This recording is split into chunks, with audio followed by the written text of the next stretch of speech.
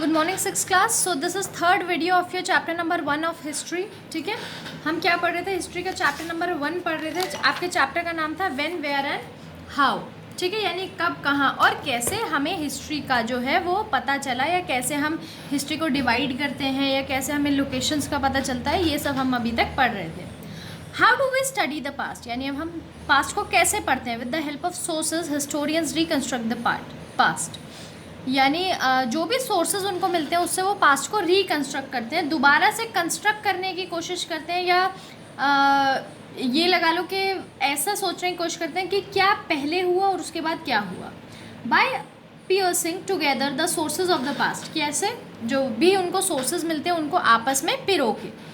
Historians can form an impression of historical movement event, यानी historians जो होते हैं वो पुराने इवेंट्स के या मूवमेंट्स के क्या करते हैं, उसको इमेजिन करते हैं, सोचते हैं क्या हुआ होगा या कैसे डेथ हुई होगी, या जो भी हमें चीज़ें मिलती हैं, फोसिल्स मिलते हैं या सोर्सेज होते हैं, तो उसको रिकन्स्ट्रक्ट करने की कोशिश करते हैं।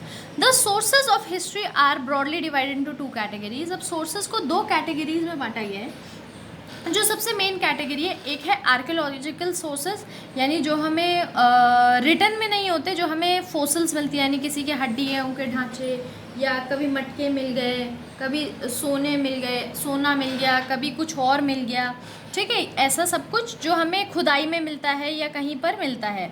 ठीक है, और एक होता है लिटरेरी सोर्सेज, यानी रिटन जो होता है, यानी जैसे हमें कुछ पत्ते लिखे हुए, या फिर क्या कहते हैं, किसी बिल्डिंग पे कुछ लिखा हुआ है या पिक्चर्स बनी हुई है, ये सब। ठीक है, आर्कियोलॉजिकल सोर्सेज क्या होते हैं? Archaeology is the study of culture of past end of period of history by examining the remainings of building and objects found in the ground. यानी आर्कियोलॉजी एक ऐसी स्टडी होती है, आर्कियोलॉजी एक स्टडी होती है जिसको कैसे पढ़ा जाता है, जिसका मतलब क्या होता है कि पास्ट को पढ़ना, पास्ट के कल्चर को पढ़ना कि पास्ट में क्या होता था। ठीक है, हिस्ट्री के किसी भी पार्ट से कैसे पढ़ते हैं हम? एग्जामिन करके, यानी देख परख के, जो हमें बिल्डिंग्स के बचे कुचे हिस्से मिलते हैं या कोई भी ऑब्जेक्ट मिलती है ग्राउंड में, जब कोई कहीं खुदाई होती है, आपने सुना होगा कहीं पर सोने के सिक्के मिल गए। ठीक है, या जैसे हड़प्पा सिविलाइजेशन थी, वो सब हमें गड़ी हुई मिली थी। ठीक है, तो इन सब को बहुत ध्यान से रीड करके, हम जो रीड करते हैं इसी स्टडी को हम आर्कियोलॉजी बोलते हैं। It tells us something about the life and other habits of people who live on the earth before recorded history. ये हमें क्या बताता है कि लाइफ कैसी थी, लोग कहाँ रहते थे, कैसे रहते थे जब हिस्ट्री का रिकॉर्ड रखना शुरू हुआ था, उससे पहले। The people who study these objects are called archaeologist. अब इन सोर्सेज को जो पढ़ते हैं उनको आर्कियोलॉजिस्ट बोलते हैं। Archaeology, archaeologist. ठीक है, occasionally these sources are buried under the ground and can be recovered by digging up the ground. ज़्यादातर क्या होता है कि ये सोर्सेज जो है ग्राउंड में गड़े रहते हैं, ज़मीन में गड़े रहते हैं, कहीं पर खुदाई हुई, कुछ बनना था तो ज़मीन के अंदर से कुछ निकल गया।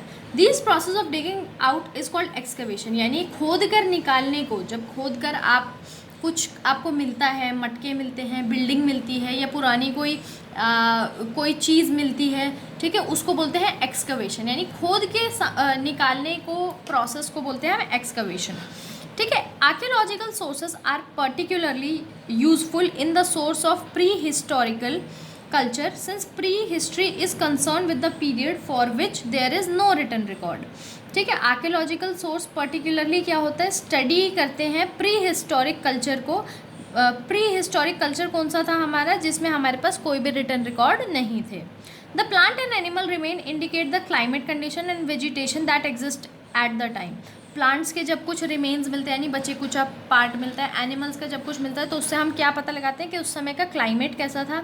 ठीक है, मौसम कैसा था, या वहाँ की वेजिटेशन कैसी थी, प्लांट्स क्या, ये जो एनिमल्स हैं क्या खाते थे, या अगर प्लांट्स के रिमेन्स मिल रहे हैं तो क्या कहते हैं, किस तरीके की वेजिटेशन थी वहाँ पे, क्या उगता था ज़्यादा।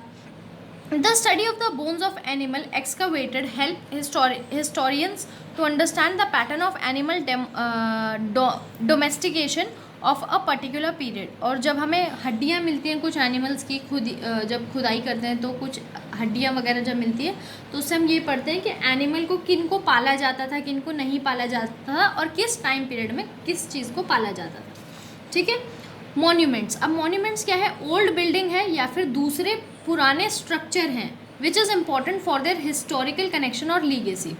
ठीक है, लेगेसी यानी जो क्या इंपॉर्टेंट है, हिस्टोरिकल कनेक्शन के लिए इम्पॉर्टेंट है, या उनकी लेगेसी है यानी उस टाइम की बहुत अच्छी चीज़ें या इमारतें, जैसे ताजमहल आज तो नहीं बना हुआ, कुतुब मीनार हो गया, पुराना किला हो गया, ये सब पुरानी बिल्डिंग्स है जो उनकी जो वो हमें दे कर गए हैं, यानी उस समय की कुछ अच्छी चीज़ें जो उन्होंने बनवाई अपना नाम हमेशा अमर रखने के लिए। ठीक है, मॉन्यूमेंट्स इंक्लूड टेम्पल, कुछ टेम्पल्स भी होते हैं जो पुराने बने हुए हैं, मॉस्क्यू होते हैं यानी मस्जिद होती है, टोम्स यानी जब कब्र बनाई जाती है, ठीक है, चर्च जो बनाए गए, सीमेंट्रीज यानी जो कब्रें होती हैं, ठीक है, फोर्ट, पैलेसेस, स्टेप वेल्स यानी जो वेल्स बनाए गए, रॉक कट करके केव्स बनाई गई, ठीक है, गुफाएं बनाई गई, फोर्ट बनाए गए, ये सब मॉन्यूमेंट्स में आते हैं। Monuments could also be any building of the past as well as ancient mount and site which represent the remains of the ancient habitation.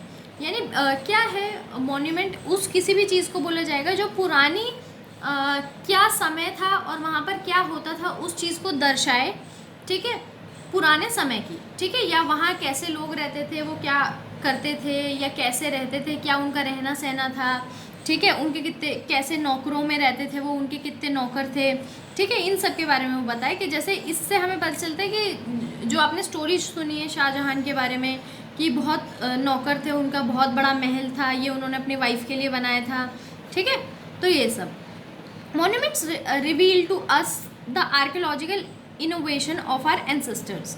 Monuments क्या बताते हैं कि पुराने ज़माने में भी लोगों के पास जो वो बिल्डिंग्स में डिज़ाइन डालते थे उसकी कितनी नॉलेज थी बिल्डिंग्स की, ठीक है, उनके डिज़ाइंस की जो वो बनाते थे।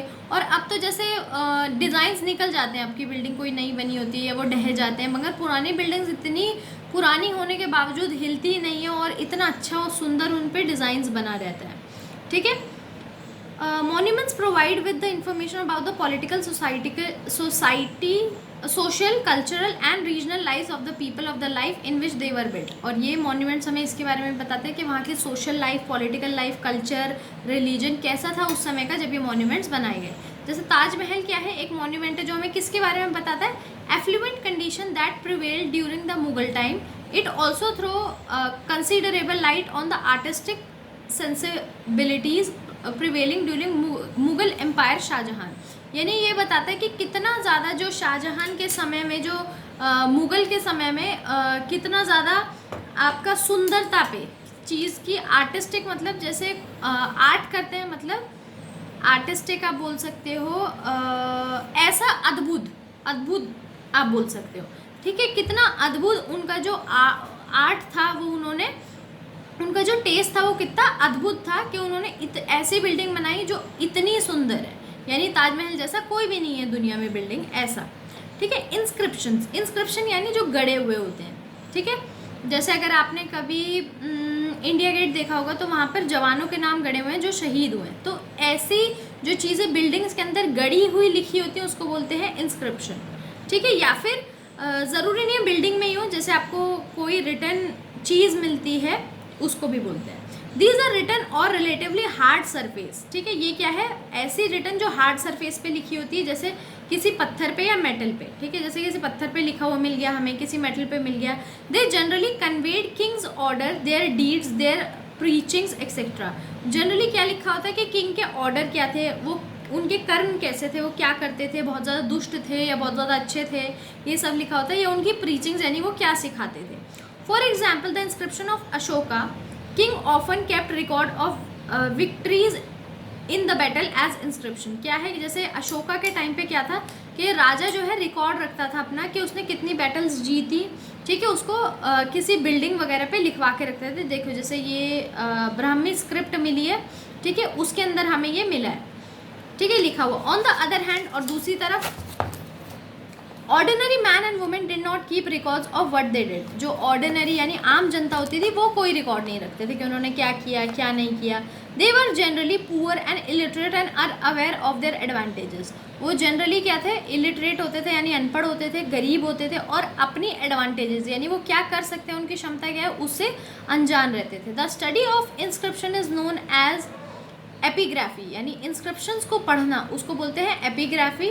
डिसिफरमेंट is the process of reading and understanding the script using in inscription, यानी डेसिफरमेंट को एक ऐसा प्रोसेस है जिसको रीड करना और समझना कि इंस्क्रिप्शंस में क्या लिखा है, इस प्रोसेस को बोलते हैं decipherment. Script consist of signs and letters, जो स्क्रिप्ट होते थे उसमें साइंस भी होते थे और लेटर भी होते थे। आपकी सेकंड वीडियो जो है बेटा वो यहीं पर फिनिश होती है, थर्ड वीडियो सॉरी।